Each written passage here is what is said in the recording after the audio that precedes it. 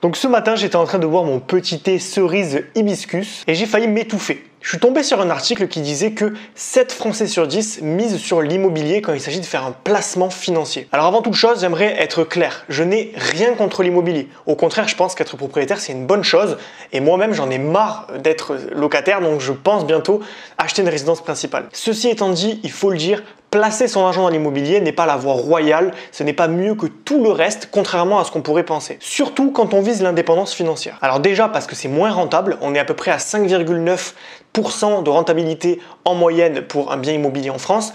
Donc clairement, sur les grandes villes, on est plutôt autour de 3%. En sachant que la bourse c'est bien plus haut que ça, et également parce que l'immobilier n'a rien de passif. Quand on pense à la liberté financière, on pense toujours au rentier, vous savez, qui est sur la plage, qui se la coule douce, qui est vraiment les pieds en éventail et qui ne fait absolument rien pour gérer ses appartements. Mais ça c'est un cliché, parce que rentier c'est pas un titre honorifique, c'est un vrai métier. Autour de moi j'ai quelques amis qui ont investi dans l'immobilier et clairement déjà pour trouver le bien ils vont devoir trouver une banque, trouver un courtier, trouver le bien tout simplement. Ils vont devoir faire pas mal de visites, se renseigner, calculer leur rentabilité. Donc déjà ça c'est beaucoup de travail, hein. C'est pas tout seul que ça se fait. Et une fois qu'ils ont acquis le bien, il faut le gérer aussi. Il faut faire rentrer les locataires, il faut gérer les problèmes, les chauffe-eau qui sont cassés, les problèmes de cafards. Il y a beaucoup de choses à gérer dans l'immobilier qui nous tombent dessus alors qu'on pensait que ça allait être une balade de santé. Voilà, je le dis, je le répète, l'immobilier n'a rien de passif, sauf si vous déléguez la gestion à une agence par exemple, mais dans ce cas-là, vous allez rogner votre rentabilité et on va passer de 5,9 en moyenne à peut-être 3 de rentabilité. Donc là, on fait l'impasse sur l'argent et au final, l'investissement est beaucoup moins rentable. Dans cette vidéo, je vous propose de comparer les avantages et les inconvénients de la bourse aux avantages et aux inconvénients de l'immobilier pour qu'on puisse faire un choix rationnel, économique, c'est-à-dire pas émotionnel. On ne va pas se baser sur ce que nous dit notre grand-père. Oui, tu devrais faire de l'immobilier parce que c'est très sûr, c'est très fiable, ni sur tonton André qui a décidé que on ne devait pas aller en bourse parce que c'est trop risqué. On va vraiment faire les avantages et les inconvénients de manière rationnelle pour qu'on puisse prendre le meilleur choix possible. Et donc, on va les comparer sur 7 critères. Le retour sur investissement, la disponibilité des fonds, le capital de départ, le versement des plus-values, le temps de gestion, le risque et les frais. Donc on commence par le retour sur investissement. Il faut savoir déjà que la bourse, on est entre 8 et 10% de rentabilité. Donc on peut être beaucoup moins, hein, mais ça va être des stratégies plutôt conservatrices. On va être sur des trucs qui sont vraiment beaucoup moins rentables. Mais on peut facilement aller taper dans du 8 à 10 sans trop se casser la tête. A l'inverse, l'immobilier, quand on est dans des grandes villes, on va plutôt taper vers du 3 à 4%. Et quand on va dans des villes un petit peu plus éloignées, c'est-à-dire là où il y a plus de risques de ne pas louer par exemple son logement, on va taper plus vers du 5-6%.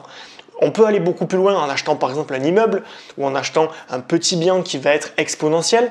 Mais globalement, il faut le dire, l'immobilier, c'est moins rentable que la bourse à effort égal. Ensuite, en termes de disponibilité des fonds. Donc la disponibilité des fonds, c'est est-ce que vous pouvez récupérer votre investissement immédiatement ou est-ce que vous êtes condamné à attendre de vendre par exemple votre logement ou de vendre vos actions. Il faut savoir qu'en bourse, vous n'êtes lié à rien. Si vous voulez vendre votre action, vous pouvez le faire tout de suite. Vous n'avez pas besoin de demander la permission, vous n'avez pas besoin de trouver un racheteur. Vous allez chez un courtier, vous vendez vos actions et c'est automatique. À l'inverse, l'immobilier, on va plutôt être sur il va falloir vendre le bien, trouver un acheteur. Il y a des biens qui ne se vendent pas pendant 1 an, 2 ans, selon où vous avez acheté.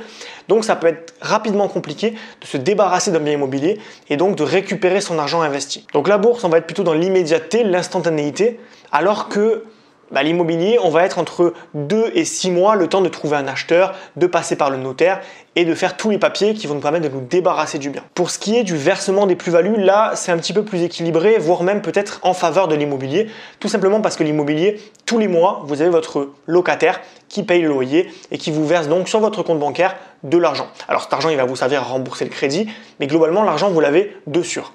La bourse, vous allez avoir des fluctuations à court terme, je précise à court terme, qui fait que des fois, ça va un petit peu descendre, des fois, ça va un petit peu monter. On peut se taper une crise économique, ce qui fait qu'à court terme, alors à long terme, le risque est lissé, je vous en parlerai plus tard, mais à court terme, on peut avoir moins d'argent. Ça veut dire que vous pouvez pendant une année gagner 20 000 euros en bourse, comme une année en gagner que 4 000.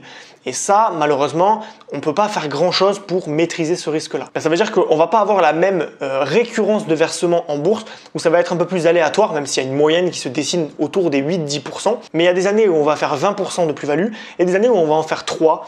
Et il faudra composer un petit peu entre ces paramètres pour faire une moyenne sur les 10 ans. Alors que l'immobilier, on a certaines régularités qui nous permettent de voir venir plus facilement. Et c'est souvent pour ça que les gens disent que c'est plus sécurisé, même si ce n'est pas forcément le cas, on le verra plus tard. Maintenant, on va voir le capital de départ. Est-ce que vous avez besoin d'argent pour investir en bourse et investir dans l'immobilier? Là, c'est en faveur de l'immobilier que ça se dessine, parce que l'immobilier, vous pouvez faire financer à 100% votre bien par la banque. Ça veut dire que la banque met la somme sur la table et c'est votre locataire qui rembourse le crédit. Si vous faites une belle opération, vous pouvez dépenser 0 par mois. Donc, c'est totalement financé, autofinancé, et ça vous permet de ne pas sortir d'argent et donc de pouvoir avoir un appartement en ayant 0 € sur votre compte bancaire. A l'inverse, la bourse, personne ne vous prêtera d'argent pour investir en bourse. Donc, vous devez posséder l'argent sur votre épargne ou réussir à générer un flux que vous allez économiser tous les mois pour investir en bourse. Donc, pour investir en bourse, il faut un capital de départ. En immobilier, c'est moins le cas, même si souvent on vous demande un apport, mais c'est quand même moins le cas. Ensuite, il y a le temps de gestion. Alors là, clairement, la bourse, elle gagne à 200%, et c'est pour ça que j'adore la bourse, c'est parce que c'est 100% passif. Quand on parle de liberté financière, c'est pas pour devenir rentier, c'est pas pour tous les jours aller voir mes locataires, réparer les problèmes, tout ça. Moi, je suis pas rentier, je suis investisseur. Et l'avantage de la bourse, c'est que c'est totalement passif. Qu'est-ce que ça veut dire? C'est que j'ai pas besoin de me prendre la tête avec la gestion, je me connecte sur mon espace, j'achète mes actions, je ferme l'espace et je ne me préoccupe plus de la bourse pendant un mois jusqu'au mois suivant où je vais réinvestir. Donc là, clairement, c'est du passif, 5 minutes par mois de mon canapé avec mon téléphone portable et je vais pouvoir faire ça à distance sans m'embêter de toute la gestion. Il n'y a absolument rien à faire. Contrairement à l'immobilier qui demande, comme je le disais juste avant, beaucoup de gestion, il y a des trucs à faire avant, pendant, il faut toujours être là, il faut toujours être prêt aux éventualités et aux problèmes, ce qui fait que c'est pas un investissement passif, c'est semi-passif, disons-le, parce que la plupart du temps il se passe rien. Mais quand ça arrive, on se rappelle que investir dans l'immobilier, c'est quand même une mission qu'il faut remplir et que si on ne s'embête pas à trouver un locataire, si on ne répare pas les problèmes, eh bien, les gens ils partent et il n'y a plus d'argent qui rentre. Donc on doit toujours être sur nos gardes quand on est dans l'immobilier. Ensuite, il y a le risque. Alors là, vous allez voir, c'est totalement contre-intuitif. La plupart des gens pensent que la bourse est très risquée parce qu'il y a des fluctuations économiques à court terme, on a des crises économiques, on a des phases de croissance, mais ce qu'il faut savoir, c'est que c'est cyclique. Et vu que c'est cyclique, on peut anticiper les hausses, les baisses, et le long terme fait que la croissance est toujours linéaire. Aujourd'hui, en 2021, on est à peu près sûr pour dire que l'économie d'aujourd'hui est plus puissante qu'il y a 50 ans. Et on est à peu près sûr aussi pour dire que l'économie dans 50 ans sera meilleure qu'aujourd'hui. Parce que les économies capitalistes sont faites pour croître. Donc même s'il y a des fluctuations à court terme, par exemple des crises, la crise du coronavirus, la Grande Dépression de 1929, la crise des subprimes en 2008, qui ont fait chuter la bourse, à long terme, la bourse a toujours récupéré et est montée plus haut.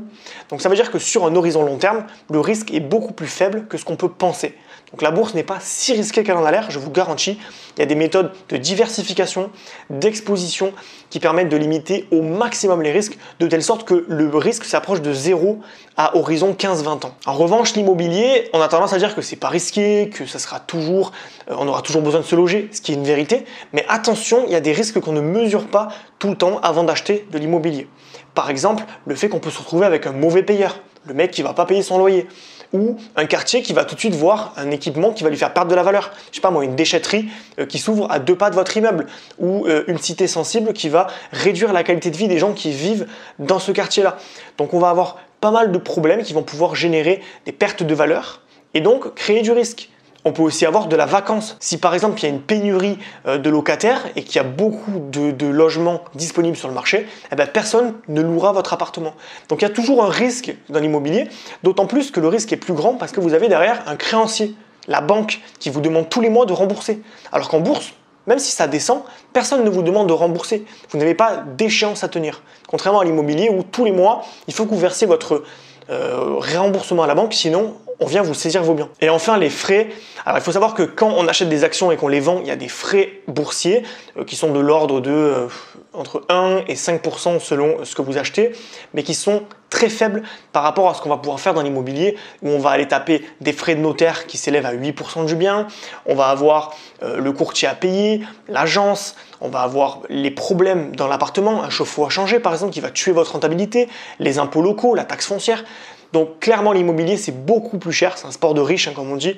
L'immobilier est un sport de riche contrairement à la bourse où les frais sont progressifs en fonction de ce que vous investissez ou ce que vous récupérez. On est quand même beaucoup moins taxé en bourse. C'est beaucoup plus simple de commencer petit à petit. Voilà, donc pour résumer tous ces points-là, je dirais que le principal avantage de la bourse, c'est la rentabilité qui est quand même vachement supérieure à de l'immobilier la plupart du temps et surtout, pour les gens qui aiment comme moi la liberté financière, la passivité. Peu importe ce que vous faites, peu importe où vous êtes, peu importe si vous avez du temps ou pas, la bourse travaille sans vous. C'est une machine à cash qui génère de l'argent pour vous automatiquement. Contrairement à l'immobilier qui va prendre beaucoup de temps, c'est peut-être le principal désavantage de l'immobilier et qui va avoir des taux moindres de rémunération la plupart du temps. À côté de ça, le principal avantage de l'immobilier, et c'est pour ça que finalement ça n'a pas trop de sens de mettre l'immobilier et la bourse en concurrence parce que les deux sont quand même très complémentaires, c'est que c'est la banque qui vous finance à 100%. Vous n'avez pas besoin de sortir 1 euro de votre poche et dans 20 ans ou dans 25 ans, selon le temps du crédit, vous avez un appartement payé qui s'est payé tout seul finalement. Donc, c'est vraiment super cool et c'est sous-estimé. Donc moi, je vous conseille de faire de l'immobilier jusqu'à que les banques vous disent « Ok, là, tu as trop investi, Coco, tu peux plus en récupérer. » et mettre tout le reste en bourse pour créer votre propre source de revenus, un revenu passif. Et si j'ai fait cette vidéo, c'est parce que ça m'embête. Je suis embêté de voir que la plupart des gens ont des idées reçues sur la bourse, qu'elles se privent finalement d'un des meilleurs investissements qu'il existe pour devenir riche et pour atteindre la liberté financière avec un revenu passif récurrent et automatique. Et ça m'énerve parce que je me dis, personne ne l'apprend à l'école. Les gens, ils regardent BFM TV qui dit que la bourse c'est craché, donc ils n'ont pas forcément envie d'investir parce qu'ils ne comprennent pas qu'en fait, il existe des stratégies qui sont sûres, rentables et passives. C'est le beurre, l'argent du beurre et la crémière, littéralement. Donc aujourd'hui, ce que j'ai envie de faire, c'est de rétablir cette vérité. C'est pourquoi j'ai créé la méthode Bourse Facile, la stratégie minimaliste et passive pour récolter jusqu'à 10% d'intérêt par an et démultiplier son patrimoine en bourse. Au programme de la formation vidéo, je simplifie le fonctionnement de la bourse à l'extrême et son jargon compliqué parce qu'aujourd'hui je comprends, ça fait peur parce qu'il y a plein de mots difficiles et tout. On va tout simplifier comme si je parlais à un enfant pour que ce soit le plus simple possible, pour qu'on ne se prenne pas la tête avec tout ce qui est inutile. Et je vous partage des stratégies minimalistes, passives, rentables et sûres pour gagner en bourse. Ça fait seulement 1 an que j'ai commencé à investir et j'ai déjà gagné 2000 euros. J'ai fait plus de 20% de plus-value. Alors là, c'est un peu exceptionnel parce que il y a eu la crise du Covid, donc j'ai un petit peu récupéré l'après-croissance. Mais c'est quand même énorme. J'ai gagné 2000 euros en investissant 10 000. Donc c'est quand même une belle performance que j'ai faite. Tous les 1000 euros que j'ai investis en bourse m'ont rapporté 200 euros par an, c'est-à-dire 20,8% en 1 an. Pour comparer avec l'immobilier, ça correspond à 3 à 4 ans d'immobilier et 42 ans de livret A. Voici exactement ce que vous allez apprendre dans cette formation. Le fonctionnement de la bourse et son jargon compliqué simplifié à l'extrême. Les deux moyens de se rémunérer avec la bourse et pourquoi l'un est meilleur que l'autre. Comment bien choisir ses placements en fonction de son profil et de sa tolérance au risque. La méthode Warren Buffett, comment profiter des intérêts composés pour démultiplier son investissement. L'outil inconnu du grand public pour prédire combien vous aurez gagné dans 1, 5 ou 10 ans. La meilleure stratégie pour s'enrichir passivement tout en limitant le risque de perte au maximum. Comment débuter en bourse concrètement, quel compte ouvrir, sur quelle plateforme, quel régime fiscal.